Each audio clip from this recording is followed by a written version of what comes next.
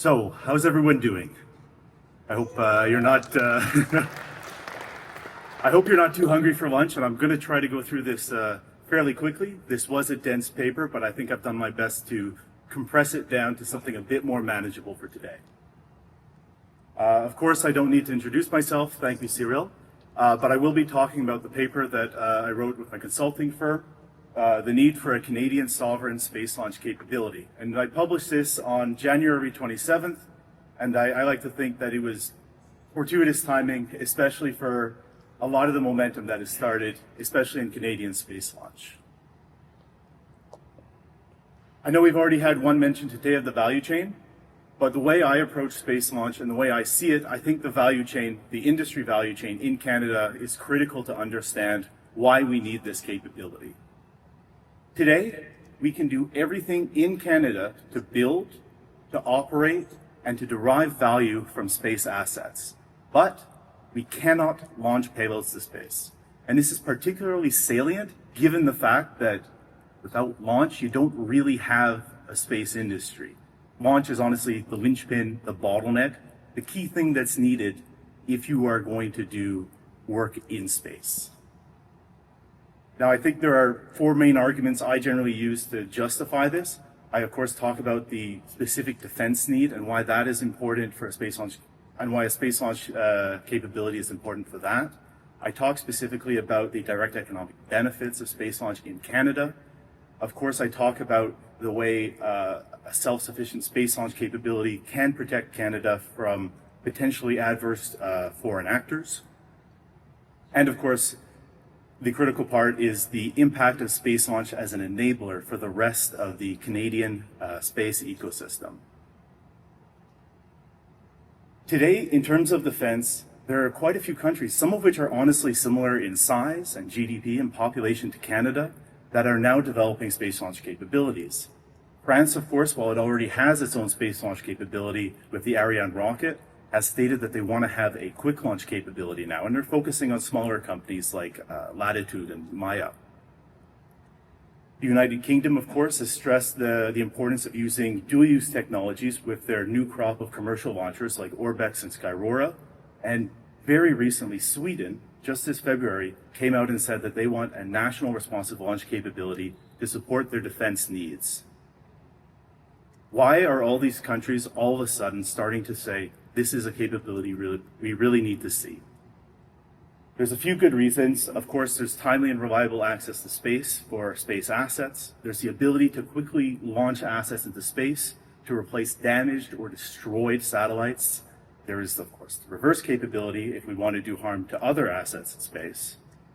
It also enables the related capabilities within a country to build missiles like hypersonic missiles, cruise missiles, and ballistic missiles. And of course, it builds a defense industrial base and cultivates a large base of talented individuals, of highly qualified personnel who can build these technologies.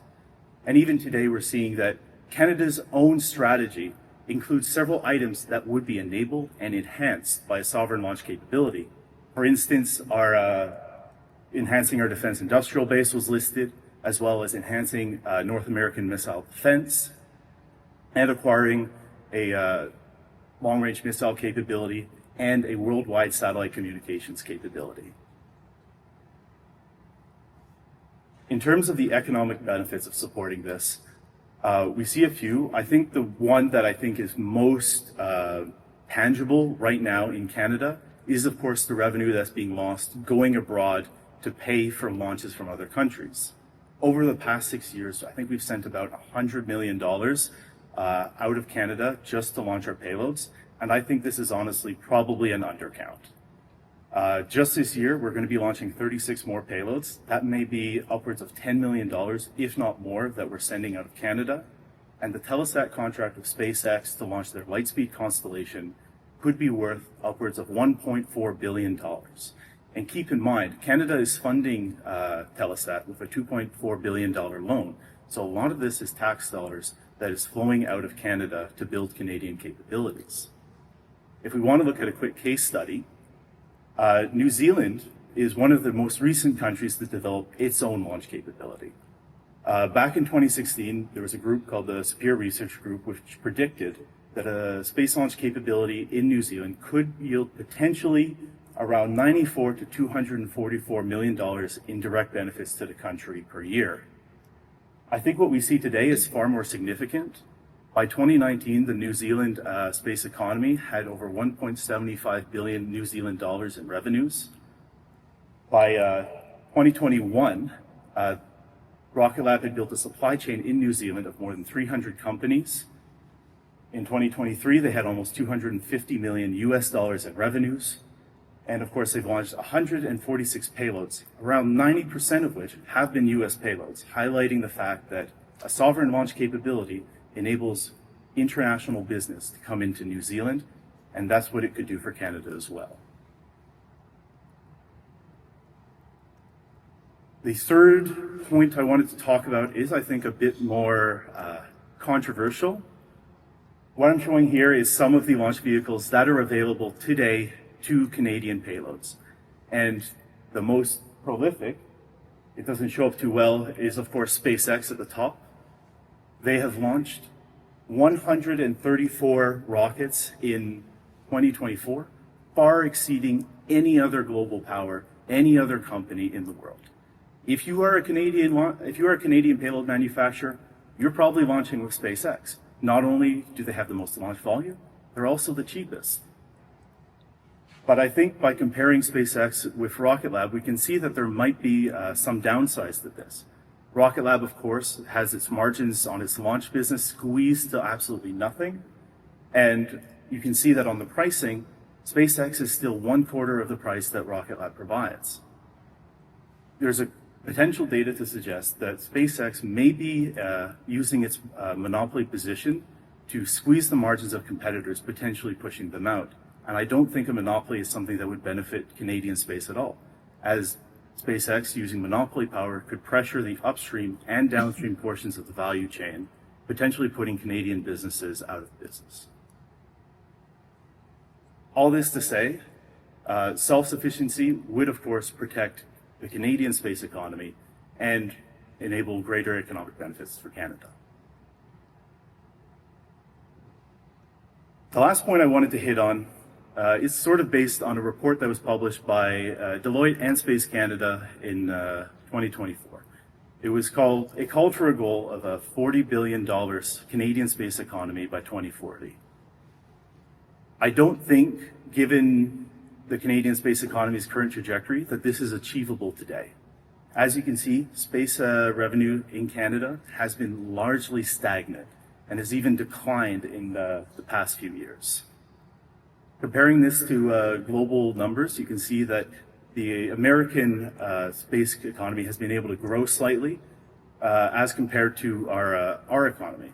But if you look at what the numbers actually represent here, the 40 by 40 goal presented by Deloitte would require a 12% year-over-year increase in revenues in Canada in the space sector. The most aggressive estimate, which I think came from the World Economic Forum, said that the global space economy would only grow at about 9% year-over-year. So I think what we can see here is that we're currently lacking a lot of momentum to hit these kinds of goals for the Canadian space sector. And I think the launch file shows why this is the case. Globally, Canada is the only G7 nation not to have its own sovereign space launch capability or to have a government commitment towards developing this capability. And this is even though, as a space economy, we do have quite significant revenues. I would point out that from a government perspective, having a space economy could enable two key items that would make the Canadian space economy grow much faster. First of all, it could enable an end-to-end industry offering, allowing for the complete execution of a space mission within Canada. This would significantly simplify the supply chains, it would reduce risk, and it would reduce cost. As one example, and I think it was Adam who already mentioned this, the RADARSAT-2 mission is something where we were not being able to launch a critical defense payload specifically because it had to leave the country. This resulted in delays, increased costs, and of course we had to go launch on a Soyuz rocket. I don't think this is possible to do today. The second item, of course, is an increased ROI for public investment. A lot of the cost, like I mentioned before, is going abroad for these space missions. If the cost is staying in Canada, the government is more likely to see the economic benefits of investing in space missions, which in and of itself could make space a more investable sector for the Canadian government, resulting in more space missions and more economic activity. I have quite a few ideas for what the Canadian government can do to enable this, but I think at the end of the day, it all boils down to Canada needs to spend on this capability if it wants to have this capability. It's certainly possible that the private sector could come in and could spend some of its own money, but I think the bottom line is a big chunk of that money is going to have to come from the Canadian government. There isn't really any other way to make this happen. You, as non-government actors, can, of course, work with the Canadian government and lobby the Canadian government for this capability. Specifically, my suggestion for a national space strategy is that we adopt a whole value chain approach where we focus on every item in the value chain needed to deliver value from space. And right now, the key part of that value chain that is lacking is specifically the launch capability. I think that's about everything I wanted to say and about all I have the time for. If you want to read the whole report, I put it up here. And if there's questions, I think we have about 3 minutes, so that might be like 1 or 2 questions.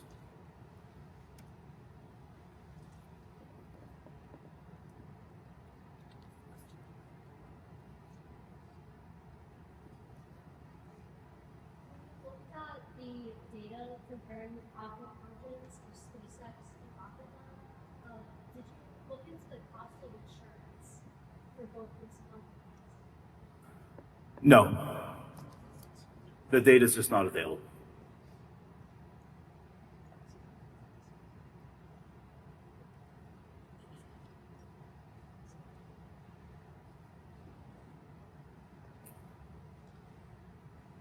In terms of motivating the Canadian government to be investing in space launch capabilities, how can we leverage making our solutions applicable to the needs of the public when we're also sitting in a time where we have housing crisis needs, which is what the general public is much more concerned about?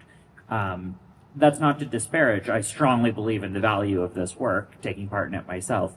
But how can we leverage it to get the public to do the pushing for us?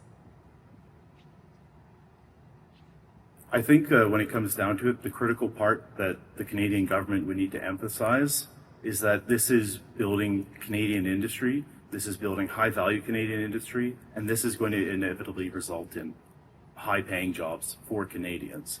Like, it's not solving the housing crisis. Like, I'm not going to say that a launch solution is ever going to do that, but this is something where we are growing our own economy and enabling Canadians in this room to have jobs and to build their own wealth.